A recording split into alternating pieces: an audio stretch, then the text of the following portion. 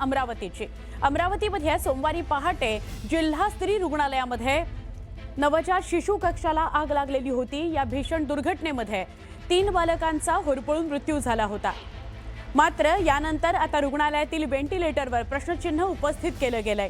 याबाबत नवीन आणि धक्कादायक माहिती समोर आली आहे। 2022 मध्ये व्हेंटिलेटरला आग लागल्याची घटना घडली होती। तेव्हाच आरोग्य अधिकारी आणि कर्मचाऱ्यांनी संबंधित शिलर कंपनीला विरोध केला होता। सोमवारी झालेल्या जिल्हा स्त्री रुग्णालयातील व्हेंटिलेटर प्रकरणाने राज्यातील आरोग्य यंत्रणेतील खरेदी प्रक्रियेवर प्रश्नचिन्ह निर्माण केलंय। त्यामुळे शिलर या कंपनीच्या व्हेंटिलेटरच्या गुणवत्तेवर प्रश्नचिन्ह निर्माण होत आहे। शिलर कंपनीच्या व्हेंटिलेटरच्या वापराला डॉक्टर आणि आरोग्य कर्मचाऱ्यांनी 2022 मध्ये साफ विरोध केलेला होता।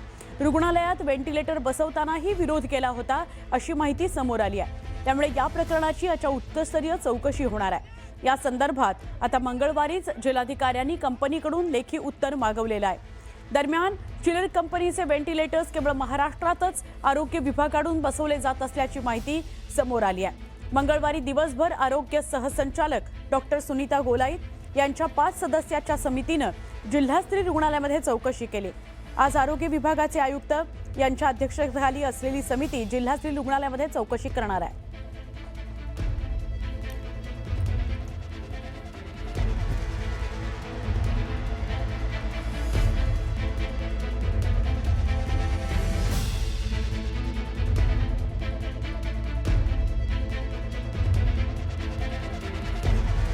आमचे प्रतिनिधी संजय शेंडे यांच्याशी आपण बोलूया।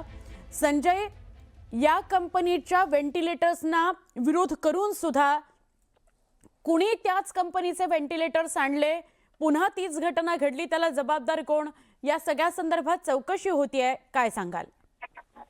सुवर्ण, निश्चितच 2022 मध्ये जेव्हा अमरावतीच्या जिल्हा स्त्री रुग्णालयामध्ये एका व्हेंटिलेटरचा स्फोट झाला होता, त्यावेळी कमिटी नेमण्यात आली होती।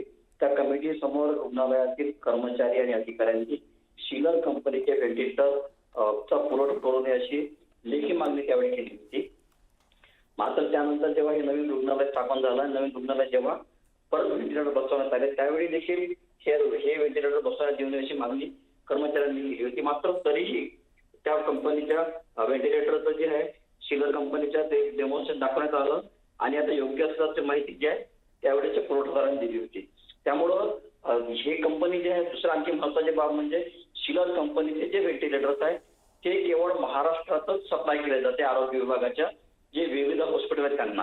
त्यामुळं या कंपनीचे पुरवठा करण्यामागचं नेमकं कारण काय, त्यामुळे कोणाचा हित यामध्ये जपलेला आहे किंवा कोण यामध्ये नेमकं मलिदा खातो हे देखील पाहणं या निमित्तानं आता पुढे आलेलं आहे। या घटनेनंतर मुख्यमंत्र्यांनी उच्चस्तरीय समितीची चौकशी जी आहे ही घोषणा केलेली आहे।